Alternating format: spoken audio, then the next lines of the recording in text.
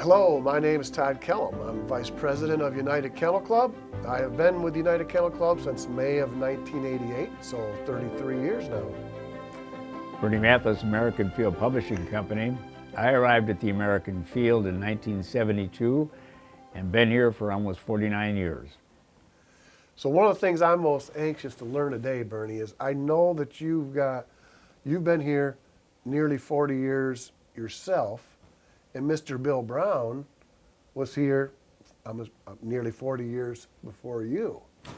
At least 40 years, probably closer to 50, maybe 60. Mr. Brown started in 1926 part-time as a student at DePaul University, which isn't far from here, and started part-time in the summer, and eventually took on full-time employment here since 1926. And was here working still behind the desk, into the 1980s. And that was, ironically, also your father-in-law, is that right? Yes. Interestingly, yes, my father-in-law. And he took over a lot of the repertorial duties and the editorial part after Mr. Frank Young, who was the longtime editor, retired. And it wasn't uncommon for Mr. Brown to report 30, 40, 45 trials in a given year. So I think while we've got you today, that one of the things I would like, I think most people like myself know the histories of since Mr. Brown was here, and then not continuing to yourself, but start as far back as you can recollect who the different leadership or the managers were at American Field Publishing. Well, 1874 is where the date that is given for the initial start of the American Field. It foundered a little bit in the early days, and then Dr. Nicholas Rowe, came on the scene, and I've never been able to determine whether he was a medical doctor or a veterinarian or a dentist, but always Dr. Nicholas Rowe, Dr. Rowe. He sort of rescued the American Field, put it on a good financial footing, and then hired, in the meantime, Albert Hockwalt, a premier reporter for one of the other competing journals, to report for the American Field. And that really established the American Field as it says on the masthead, the recognized authority. Right. And then Mr. Brown, of course, came on the scene, and his predecessor was Mr. Walpole, who took a fondness to Bill Brown and his abilities. And it was Bill Brown who worked in the Field Dog Stud Book and was able to establish certain procedures there where pedigree showed not only the dog's wins, but his production records. Yes. And then Mr. Brown eventually, as I mentioned earlier, was reporting up to 30, 35, 40 field trials in a given year. Yeah. So, and he was here for a good 60 years. How long did the two of you work together? Did you work with Mr. Brown? Did your terms overlap? Yes, when I arrived, he was managing editor, and he wanted me in the stud book. And the stud book gives every employee of the American Field that background in terms of the terminology and also the core of the business. Yes, and how specific you have to be, because you've got information, registration numbers, and registered names of the dogs. And then I moved into the editorial department, and my office at the time was right next to his. So I had a great mentor. You were learning Bill a lot. Brown. Yes. So, and then when he retired, I started going to the field trials similar to his tenure. And where was the American Field physically at that point? You were also in Chicago, but not where we're sitting today. No, actually, this is the fourth, if I recall, this is the fourth offices that the American Field has had. It was on North Dearborn at one time, and then it came down to South Dearborn across the street at another tenure, then went to 222 West Adams on Adams Street, which is a little bit in the West Loop, And then now we've been here for over 30 years. Was that to accommodate growth, I'm assuming, mostly? More spaces? Well, in terms of, it was, yeah, probably. And at 222 West Adams, we had a relatively larger office space because we had more employees at the time, not we, but the company had more employees Yeah. at the time. But the computer has enabled us to streamline the operation much more efficiently, and has been a real benefit and a boon to the bird dog community as well. Oh, yeah. So, Yep, I've seen the same progression myself. I can remember when I started at UKC, there were typewriters still on a lot of desks. That's going back a little ways, but so yeah, the Yes, technology is one of the things we've seen change over our. well, ironically or coincidentally, what was it, 41 years ago, or thereabouts, 4 of us from this staff and American Field staff visited the United Kennel Club. That's right.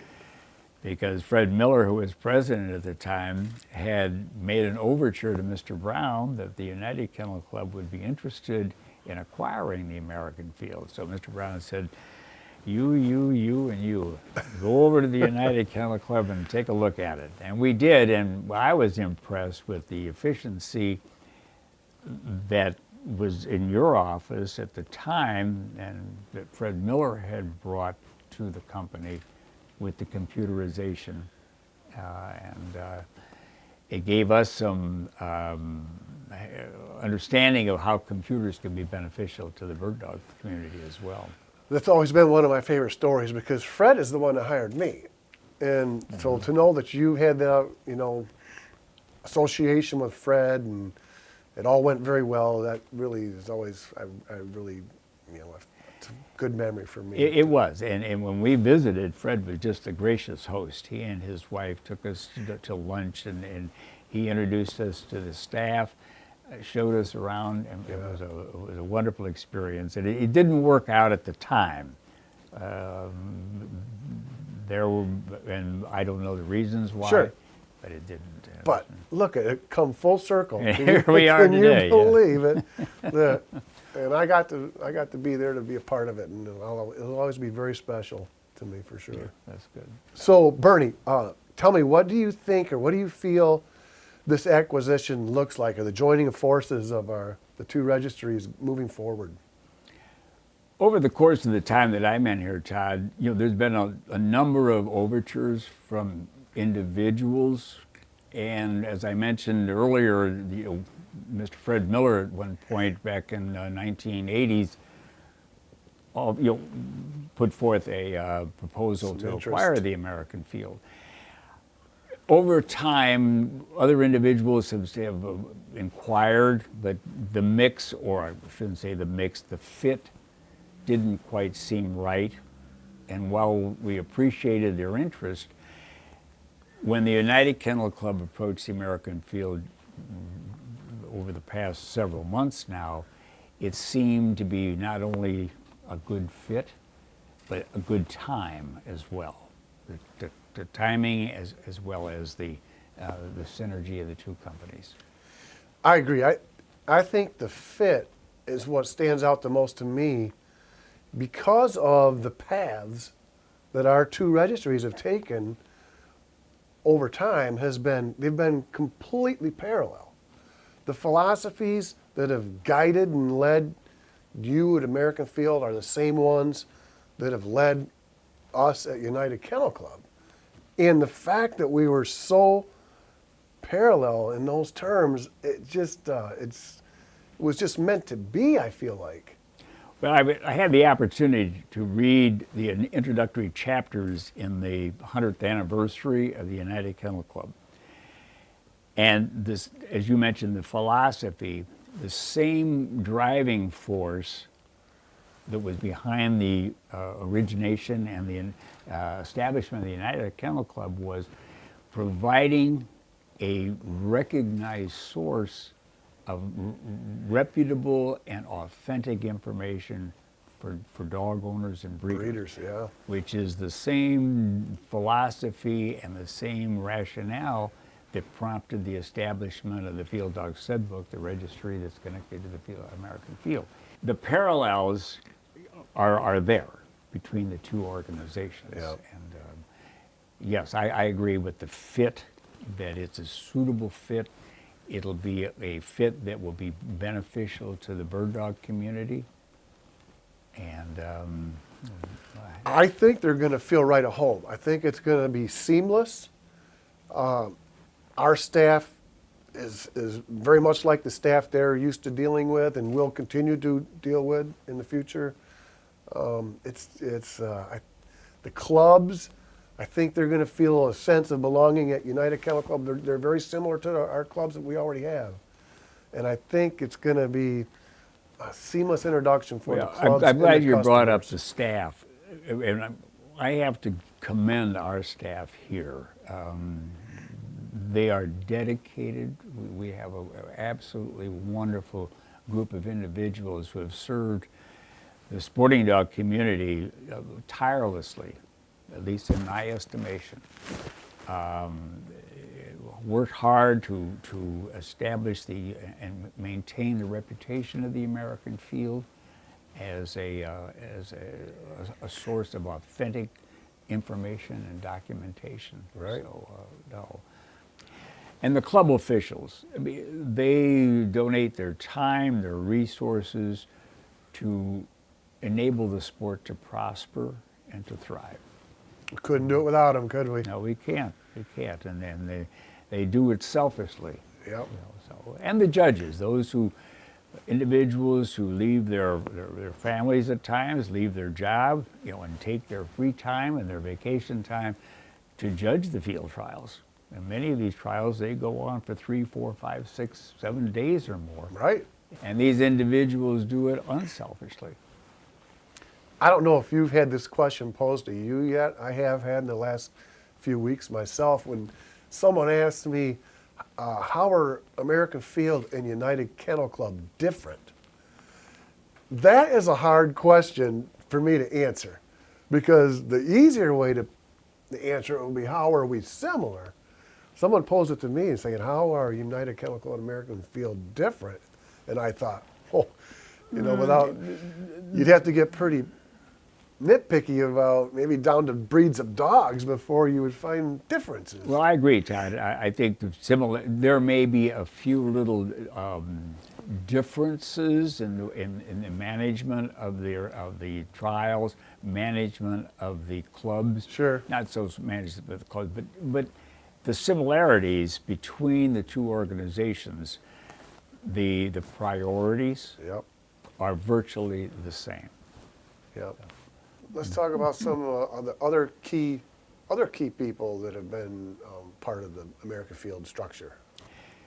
Over the course of time, Todd, 140 some years, there's been a group of individuals, a number of individuals actually, starting all the way back with Dr. Rowe, who sort of rescued the American Field, put it on a good financial footing, and then Mr. Hockwalt, who his reporting established a lot of the standards for the pointing dog world. And then, of course, Mr. Brown coming on the scene, and Mr. Walpole even put it on a better financial footing, and Mr. Brown establishing protocols and policies that helped the Field Dog Stud Book gain its better reputation than it already did possess. Then over time we had a wonderful group of reporters that chronicled the sport. Bill Allen, Jack Downs, I mean, there's just a coterie of marvelous writers and correspondents that took care of following the sport, reporting the sport, and then we got into the computer business to help streamline the business. I didn't know anything about computers, but we were put in touch with individuals that were able to prepare the programs, helped us purchase the equipment, and then also a group of individuals whose counsel and advice over time was invaluable in helping the sport and guide it over the course of at least the last 50 years or more. So, We've talked about reporting, and I know how important that is. especially for the audience of the American Field publication. So let's talk about specifically about the publication for a little bit. I'm sure there's a lot of history there. You can tell us some of the changes that the publication saw. Well, back in the early days, it was in a tabloid size, which a lot of the newspapers were, the large Oh, yeah. format. And in those days, that's how individuals, the sporting dog community and the sports persons receive their information. Yeah. And at one time, the American Field covered a wide gamut of sporting activities, and the bird dogs were just a small portion. There was natural history, fish and fishing, trap and shooting, did not know a whole gamut of activities. And it was published on a Saturday, and it was delivered hopefully by a Saturday, and it was, so that the individual could come home of a Friday evening and have, maybe the journal would be there for Friday evening, but would be there for the weekend for them to read and to enjoy. And then over time, as some of these other departments were not as prominent, and the kennel department that had the bird dogs began to really become popular, those other departments took up less space in the journal, and the field trial activities began to be more prominent, and over time that became the focus of the American Field. And it regrettably was a personal disappointment, I suppose, for myself, with the fact that the costs of printing and paper and postage was getting to the point where it became almost prohibitive to publish and print a weekly edition. And we still have a great presence with our digital, and still can communicate the news to the field trial and bird dog community. But in some respects, it's better because they don't have to wait a week or 10 days to get it. They can get it tomorrow, they can get it this afternoon. And but it's possibly part of the reality of the publication business. Of the whole year, was looking forward to that Christmas issue. It's 4 times larger. It's full of color. Did it start before? Was that part of your tenure here? Was this? Oh, no. So the Christmas edition was. That's part of Mr. Brown's legacy, was the Christmas issue. He inaugurated the Christmas issue, and that was back in the 1930s, and a special edition every holiday season. And the preparation would begin around Thanksgiving. Yeah. And special features, special advertising, and he established that. And that's another part of the disappointment in not publishing or printing an issue, that issue is not available anymore. We try to include some special features on the digital side, but it will never replace the actual Christmas issue that everybody looked forward to.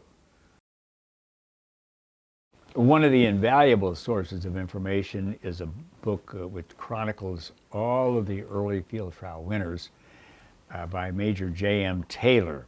And interestingly, he was affiliated also with the American Kennel Club. But he chronicled all the early winners of the early field trials starting back in 1874. The first field trial held near Memphis back in the fall of 1874. The Field Dog Stud Book was formally established in 1900, and each year all the registrations were published in an actual book, and those winners from those years, 1900 and afterwards, were also included in those books. And those books, there's 40, I think there's 44 volumes that are actually printed books. And then the weekly registrations were printed in the American Field in the weekly issues. And then during the summer months, a synopsis of all the winners from the previous season were published, again, reprinted. So they kept all those hot lead, so to speak, all the linotype lead, and kept those, and then they would publish those and print those subsequently during the summer months, June, July, and early August. So before the fall trials started in Canada. So, but no, there's several good sources of information about the early history of the sport. Among them, Major Taylor's book, and of course the old volumes of field duck stud books. Mr. Brown was also instrumental in establishing the Field Trial Hall of Fame back in 1954. And every year subsequently, except the year 2000, when we couldn't have elections, there's been 2 dogs and 2 persons elected every year. Those individuals and the dogs have contributed greatly to the sport. That's a big part of the magazine also, is the campaigning and It was. The news journal, the American Field, was used to highlight the contributions of the great dogs and the individuals that readers deemed, they considered deserving of Hall of Fame honors. Yes. And then Field Trial Hall of Fame and the National Bird Dog Museum was built in Grand Junction. Then the Hall of Fame ceremonies and festivities could be held there every year. that brings up a good topic too. Let's talk about the relationship, if one existed, between the Bird Dog Hall of Fame in Grand Junction and American Field. What's the relationship between the two, people might wonder? Well, the Field Trial Hall of Fame was initiated by Bill Brown and the American Field. Gary Lockey and Wilson Dunn had a vision to actually have a building, a facility that would house not only the memorabilia of the sport, but also to house the Hall of Fame, where the portraits and these individuals could be remembered. So they began to, they acquired some property in Grand Junction and began to raise the funds and built the initial building. The initial building was built 30 years ago. Now there are 4 other wings, big wings, virtually independent buildings of their own. And part of it is the Field Trial Hall of Fame. Then there is the Bird Dog Museum. And then there are special wings. The Retriever breed has a wonderful exhibit and a wing. There are the Brittany's, have a wing, German short-haired pointers, red setters. And then there was a wonderful auditorium area and a dining area. It's a lovely facility and housing all the memorabilia for these various breeds and the sport as well. So it's wonderful. It really is. An interesting aspect of the field trial sport is that many of these, what they refer to as captains of industry, were sports individuals. I mean, they shooting sports bird dogs. And if you go back into the records, you see an individual, for example, like Mr. Pabst from Milwaukee, from the Pabst Brewing Company. And then there's, I believe it's Walter Teagle, who was chairman of Standard Oil of New Jersey at one time, which is now Exxon. Yeah. All of these individuals. And then you have Robert W. Woodruff, who was the chairman of Coca-Cola, a long-time bird dog man. And many of the plantations, around Albany, Georgia, are owned by individuals, prominent individuals in business, and many of them host major field trials. Mr. Ames the Ames Shovel Company out of Massachusetts. Ames Plantation in Grand Junction, which is still viable today and hosts the national championship every February. Mr. Sage, I don't know what his business was, but very prominent, and had Sedgefields Plantation near Alberta, Alabama, which Mr. Jimmy Hinton eventually bought. And he was a very prominent individual in the businesses around Tuscaloosa, Alabama.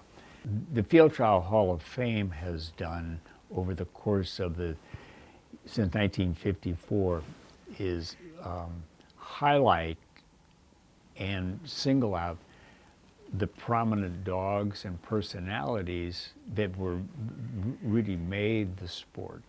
The prominent winners that were honored as dogs that were elected to the Hall of Fame. And then these individuals, men and women, whose efforts on behalf of the sport enabled it to thrive and prosper. That's not always as a handler, right? And you've got, yes, you not only have owners and breeders and club officials, but you have handlers. You have all aspects of the sport, members of the Hall of Fame. That institution has done a tremendous service in terms of highlighting these are the individuals and the dogs that have contributed greatly to the prosperity of the sport. Some of the people that are workers, Bill Brown, he never handled a dog, and did he? Did he handle dogs? No, but they recognize the efforts of the community.